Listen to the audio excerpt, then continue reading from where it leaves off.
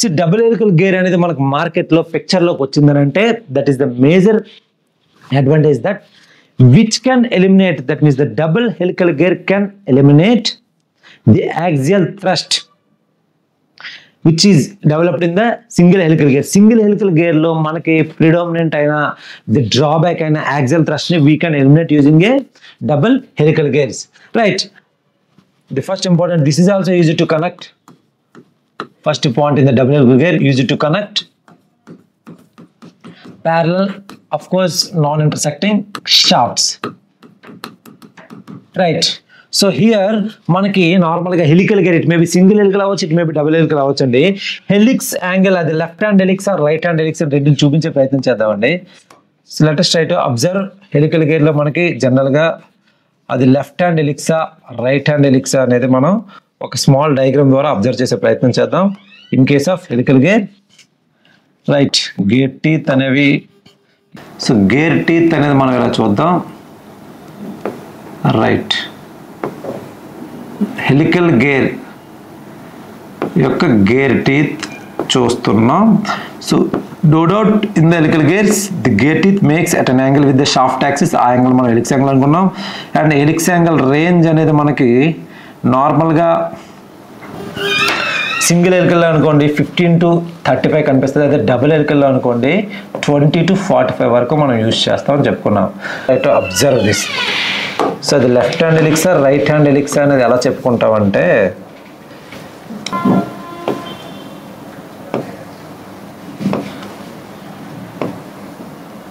ఇలా ఒక 2 helical gears తీసుకున్నామండి.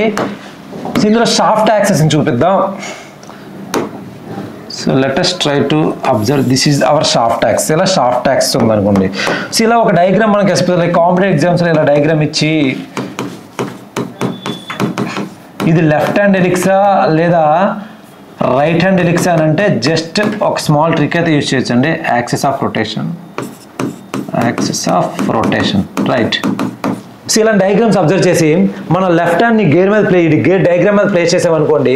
సో ఈ టీత్కి, ఈ టీత్ యాక్సెస్కి ఏదైతే ఇలా టీత్ ఉందో ఈ టీత్ యాక్సెస్కి మన లెఫ్ట్ హ్యాండ్ థంబ్ మ్యాచ్ అయినట్టుంటే దాన్ని మనం లెఫ్ట్ హ్యాండ్ హెలిక్స్ అంటాం. Similarly right hand thumb match అయినట్టుంటే మనం దాన్ని రైట్ హ్యాండ్ హెలిక్స్ అనుకున్నాం. జస్ట్ మనం లెఫ్ట్ హ్యాండ్ తీసుకొని ఈ థంబ్ మ్యాచ్ చేసామనుకోండి, సేమ్ యాంగిల్ ఉంది కదా. So this is our left hand helix, left hand helix gear, left hand helical gear లేదా లెఫ్ట్ హ్యాండ్ హెలిక్స్ అని అనుకుందాం. Clear. So similarly right hand తీసుకొని ఇలా మ్యాచ్ చేసామనుకోండి. సో ఈ టీత్ యాక్సెస్ అనేది మనకి రైట్ హ్యాండ్ థంబ్కి మ్యాచ్ అవుతుంది కాబట్టి this is our right hand helix, as simple as it is.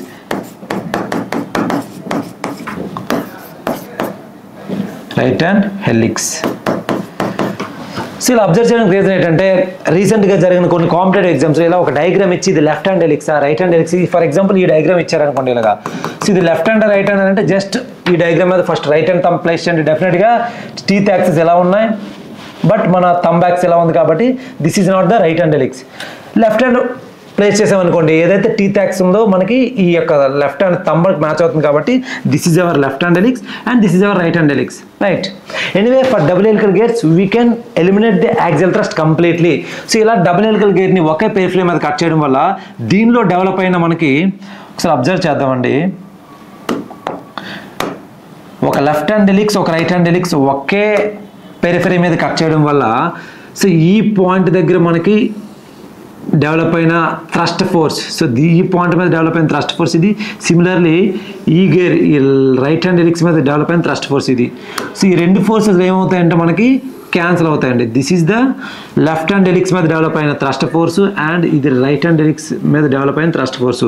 So using this double helical gears on a single periphery we can eliminate ఒక positive X axis ఒక negative X axis F axis ఏమవుతాయండి, these two can eliminate, ఈ రెండు forces మనం eliminate చేయొచ్చు. So axial thrust అనేది ఇందులో ఉంటుంది but it can be eliminated using double helical gear, right.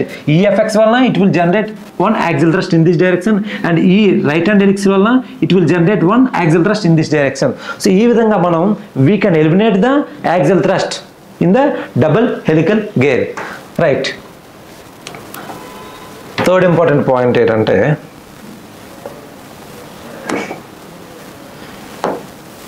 As a third point Axial thrust can be eliminated. Important point and this very important in the competitive examination point of view. Axial thrust can be eliminated. Axial thrust can be eliminated using a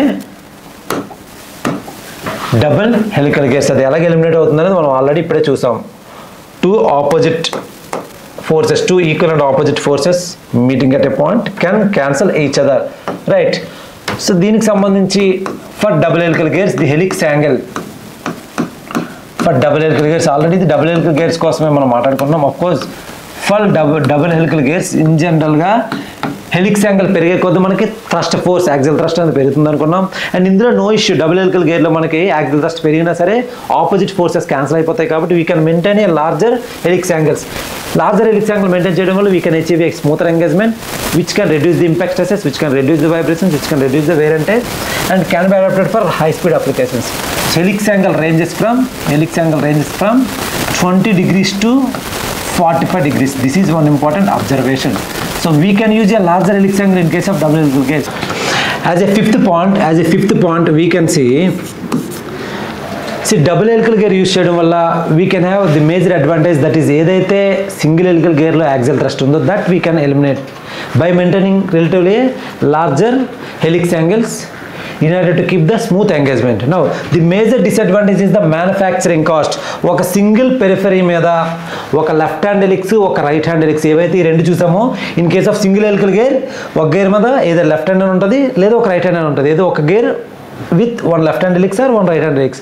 but ఈ రెండు కలిపి ఒక single periphery ఒక single profile మీద cut చేయాలంటే it will have a larger manufacturing cost, చాలా high manufacturing cost ఉంటుందండి. In case of double helical gear we have one left hand helix and one right hand helix gear on a single periphery as a single gear. So that is why the manufacturing cost, the major disadvantage in this double helical gear, that is the manufacturing cost is very very high. Manufacturing cost is very very high compared to the helical gear and of course even compared to the spur gear. Manufacturing cost is very high, but still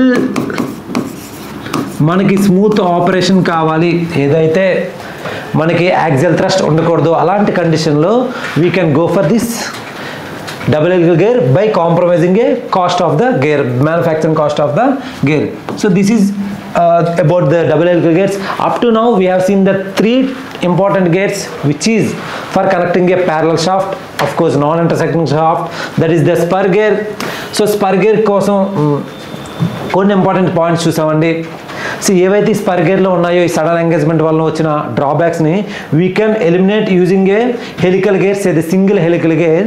and ఈ కొంత helix angle అయితే maintain చేస్తాం, జనరల్గా helix angle తక్కువ maintain చేస్తాం because helix angle పెరిగే కొద్ది మనకి యాక్సిల్ థ్రస్ట్ కూడా పెరిగిపోతుంది. సో ఈ హెలికల్ గేర్ యూజ్ చేస్తున్నాం అంటే కాస్ట్ అవుట్ కాంప్రమైజ్ అవ్వాలి, ఒక బేరింగ్ కూడా యూజ్ చేయాలని చెప్పుకున్నాం. And third important gear, that is the double helical gear, just we have discussed. Clear. See double helical గేర్లో మనకు ఒక సింగిల్ పెరిఫరీ మీద మనకు ఒక left and right hand helix manufacture చేయాల్సి ఉంటుంది. అండ్ సమ్ టైమ్స్ ఎగ్జామ్స్లో మనకి ఏమడుతారంటే టూల్ రన్అవుట్ అనే ఒక కాన్సెప్ట్ ఉందండి. The tool run out. So this topic especially related to the tool runout regarding the double helical gear. Double helical gear ఏంటంటే so ఎప్పుడైతే మనం మిల్లింగ్ చేస్తామో గేర్స్ని, ఎప్పుడైతే గేర్స్ ఆపరేషన్ మిల్లింగ్ చేస్తామో, సో మిల్లింగ్ ఆపరేషన్లో మనకి మిల్లింగ్ కటర్ ఏం చేస్తుందంటే గేర్స్ని కట్ చేస్తూ ఉంది. So for example this is our double helical gear and double helical గేర్లో మనం ఏం చేస్తున్నామంటే ఒక లెఫ్ట్ హ్యాండ్ హెలిక్స్ని కట్ చేస్తున్నాం, ఒక రైట్ హ్యాండ్ రైట్ హ్యాండ్ హెలిక్స్ని కట్ చేసేటప్పుడు సో నార్మల్గా this is our right hand helix, ఇది మనకు రైట్ హ్యాండ్ హెలిక్స్, ఇది మనకి లెఫ్ట్ హ్యాండ్ హెలిక్స్. ఇలా కట్ చేసేటప్పుడు మిల్లింగ్ కటర్ ఇక్కడ స్టార్ట్ అయ్యి ఇలా కట్ అయ్యేటప్పుడు మిల్లింగ్ కటర్ యొక్క విడ్త్ ఇలాగా ఈ పాయింట్ మీద పడిద్దండి. సో ఏదైతే ఈ సెంటర్ పోర్షన్ ఉందో centre portion is a plain portion. Milling cutter ఇలా కట్ అయ్యి ఇక్కడి నుంచి మళ్ళీ ఇలా ఒక టీత్ కట్ చేయడానికి మధ్యలో కొంత మిల్లింగ్ కటర్ విడ్త్ అనేది మనకు ప్రొజెక్ట్ అవుతుంది. జస్ట్ ఈ డయాగ్రామ్లో కూడా మనం అబ్జర్వ్ చేయొచ్చు.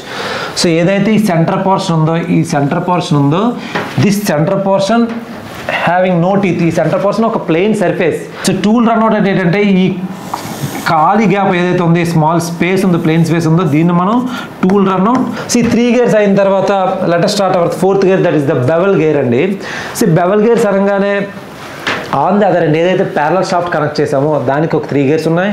అండ్ నాన్ ప్యారలల్ షాఫ్ట్స్ని కనెక్ట్ చేయడానికి we have bevel gears for use to connect non parallel shafts and of course intersecting shafts కూడా అనుకున్నాం. Use to connect non parallel and intersecting షాఫ్ట్స్ని కనెక్ట్ చేయడానికి మనం యూజ్ చేస్తామని ఆల్రెడీ లాస్ట్ వీడియోలో మనం చూసాం. ఇంటర్సెక్టింగ్ షాఫ్ట్స్ని క్లియర్. బెవెల్ గేర్స్ యూజ్ చేస్తున్నామంటే we are connecting non parallel shafts and of course the shafts must be intersecting. And దానికి సంబంధించిన డయాగ్రామ్ కొంచెం అబ్జర్వ్ చేద్దామండి. Gear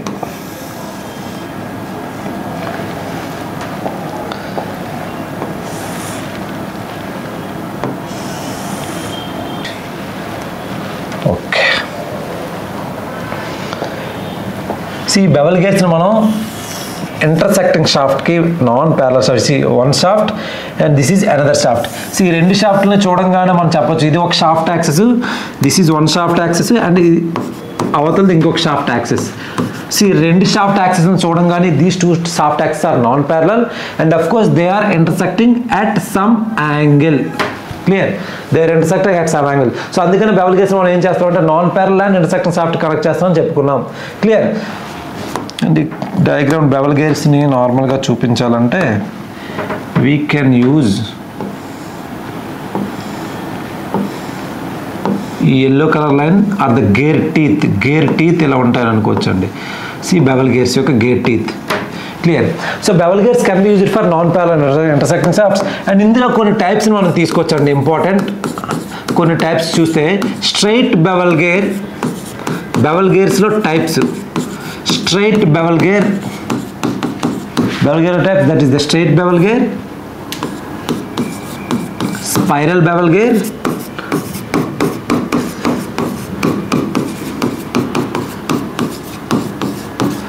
and third one that is the crown gear, important one, and fourth one that is the meter gear. Clear.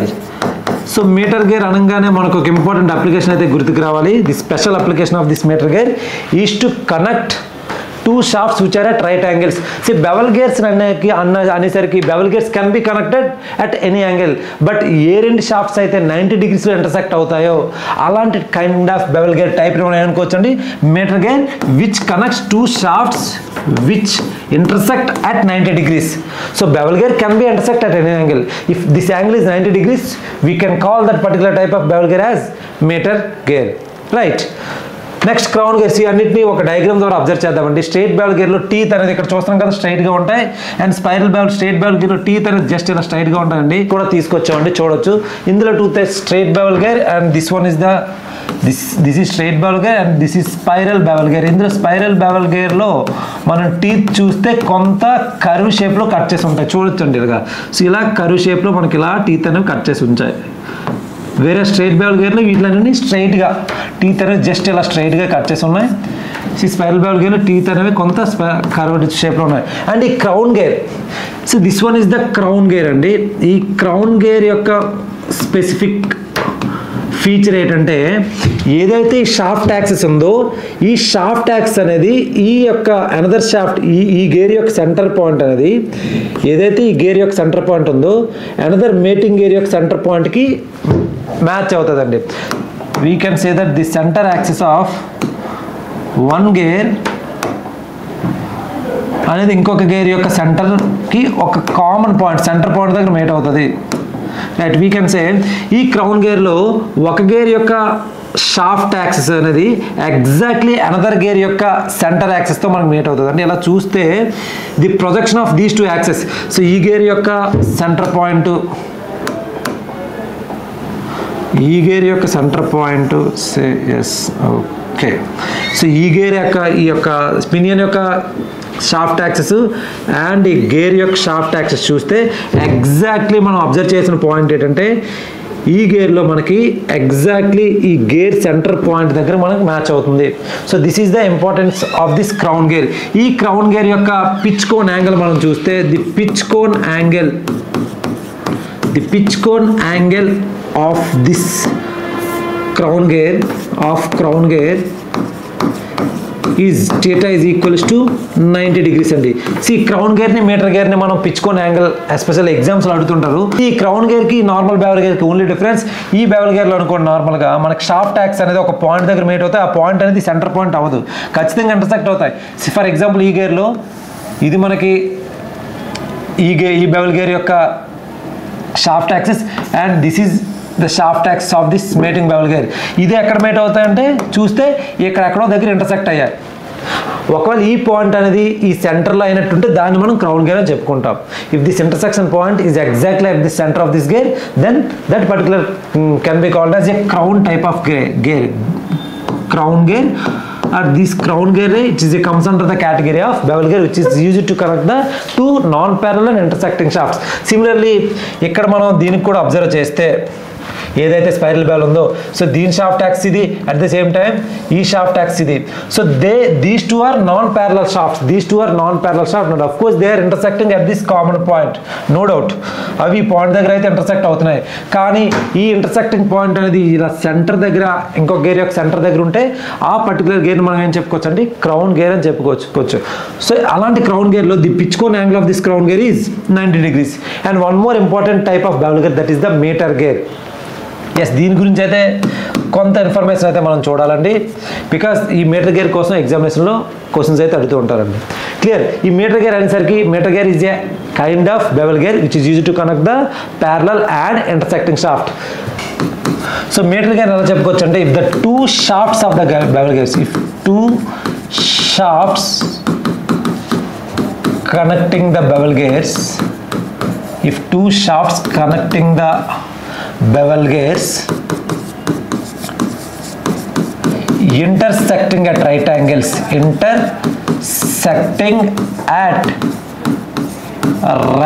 angles, then that particular type of bevel gear is called meter gear. See, meter gear లో మనకి intersecting angle అనేది exactly 90 degrees లో connect అవుతుందండి meter gear. So మనకి డయాగ్రామ్లో కొంచెం observe చేయొచ్చు meter gear ఎలాగుందనేది. సో ఈ మీటర్ గేర్లో షాఫ్ట్ యాక్స్ అనేది 90 degrees లో ఎలాగుంటుంది అంటే, we can observe the shaft axis or ఈ షాఫ్ట్ యాక్సిస్ వచ్చి ఈ red colour, at the same time ఇలా చూస్తే ఈ షాఫ్ట్ యాక్సిస్ రెండును మనకి 90 degrees ఉంటాయండి. అండ్ దీని డయాగ్రామ్లో కూడా చూపించవచ్చు అండి క్లియర్గా. సో ఇక్కడ మనకి metre గేర్ని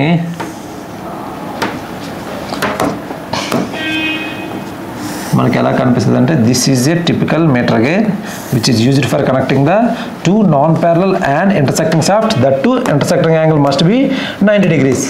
intersecting angle must be 90 degrees. ఇలా టూ బెవల్ గేర్స్ యొక్క intersecting angle, two shafts connecting the bevel gears intersecting angle 90 degrees right యాంగిల్లో కనెక్ట్ అయితే, అట్ రైట్ యాంగిల్ అయితే దాన్ని మనం మీటర్ గేర్ అనుకోవచ్చండి. This is one important feature. So two bevel gears యొక్క shafts 90 degrees లో మనకు కనెక్ట్ అయితే వాటిలో మనం మీటర్ గేర్ అనుకుంటాం. అండ్ వన్ మోర్ అబ్జర్వేషన్ ఈ మీటర్ గేర్కి సంబంధించి ఏంటంటే, the gear ratio is just 1:1. The gear ratio is 1:1. What does this mean? ఏదైతే ఇన్పుట్ ఎంత స్పీడ్తో, ఇన్పుట్ గేర్ ఎంత స్పీడ్తో తిరుగుతుందో అవుట్పుట్ గేర్ కూడా సేమ్ స్పీడ్తో తిరుగుతుంది. సో మనం మోటార్ కనెక్ట్ చేసి తిప్పుతున్న గేరు ఎంత ఫాస్ట్గా తిరుగుతుంది, ఎంత స్పీడ్తో తిరుగుతుందో అవుట్పుట్ షాఫ్ట్ ఎక్విప్మెంట్ రన్ చేసేది కూడా మనకి అంతే స్పీడ్తో తిరుగుతుంది. గేర్ రేషియో అనేది ఇక్కడ పెరగట్లేదు, తగ్గట్లేదు. The speed reduction of the gear ratio is remains 1. Clear? Gear ratio మనం ఎలా చెప్పుకోవచ్చు అంటే, speed of driving gear by speed of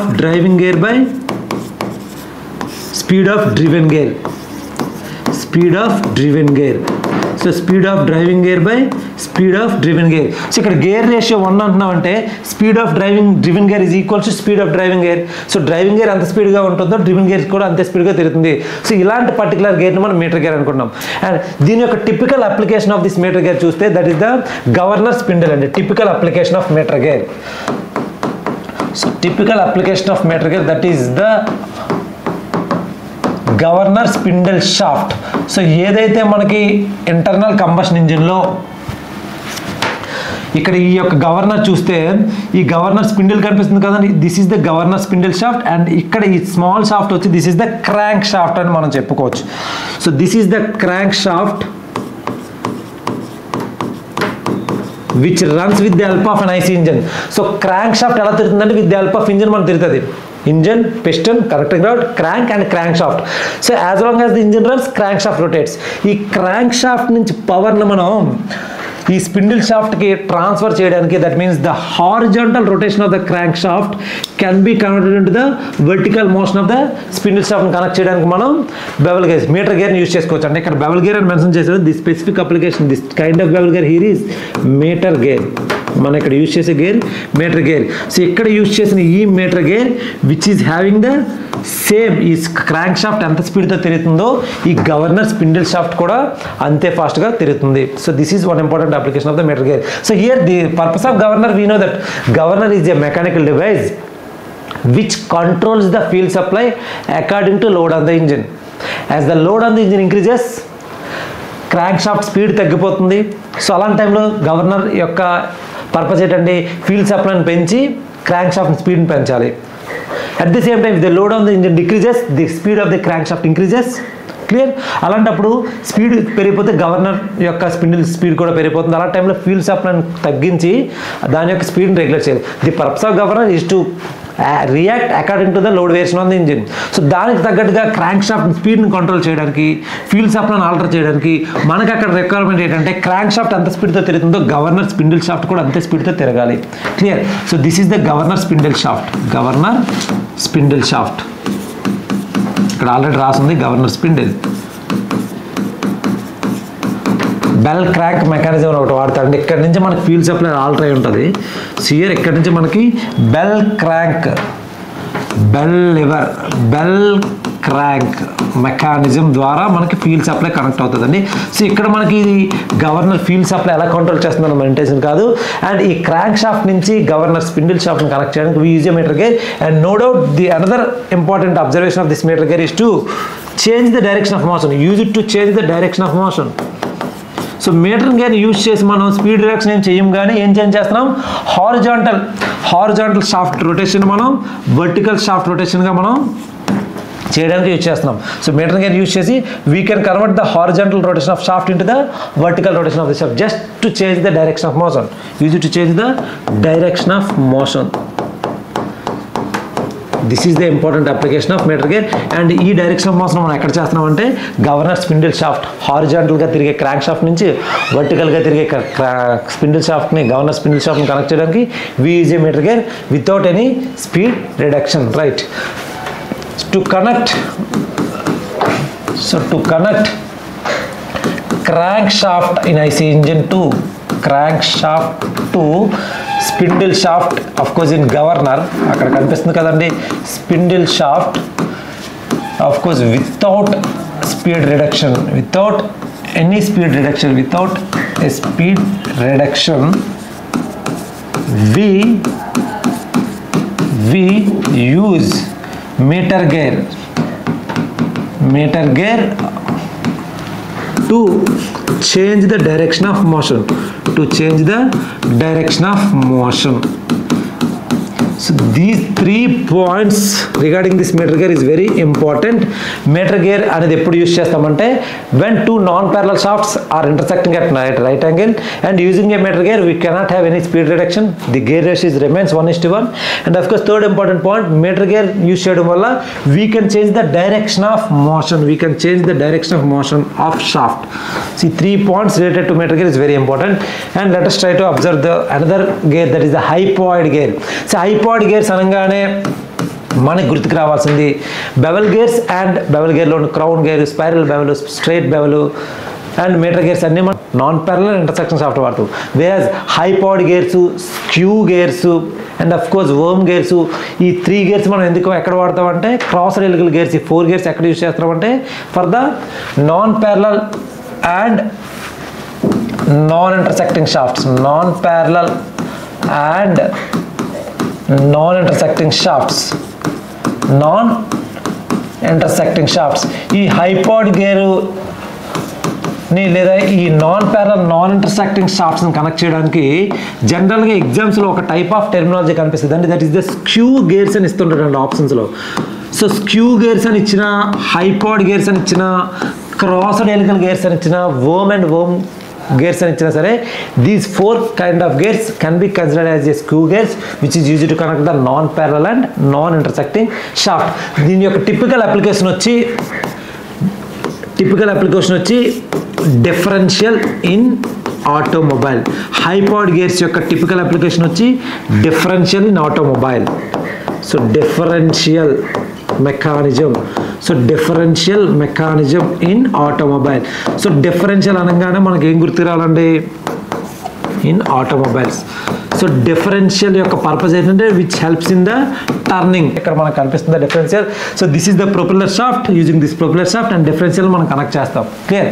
so ఇక్కడ అన్ని అబ్జర్వ్ చేస్తే ఏదైతే ఈ సెటప్ కనిపిస్తుందో this is entirely called as hypoid gears. ఏదైతే ఈ సెటప్ కనిపిస్తుందో this total setup is made up of hypoid gears. And ఇందులో క్రౌన్ గేర్ని కూడా మనం అబ్జర్వ్ చేయొచ్చండి. ఈ ఎల్లో కలర్ గేర్ అండ్ ఈ గ్రీన్ కలర్ గేర్ ఉంది కదా.